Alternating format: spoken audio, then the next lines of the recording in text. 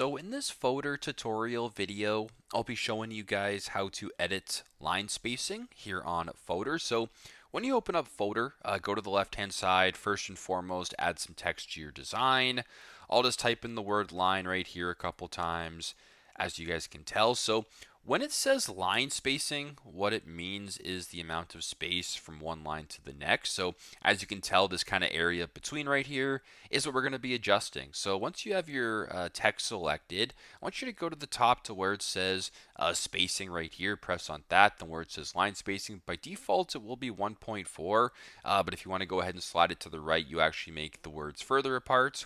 If you want to go ahead and bring it to the left, you can actually make the words less. You can also customize it right here. So if you want 1.45, for instance, you can go ahead and press on that, and you can make it a custom number just like that. So once again, go to the top here, press on spacing, line spacing, and you can kind of play around with it this way. So very simple, very straightforward. That's how you guys can edit line spacing here on Fotor. Thanks again for watching, and I hope this video helps.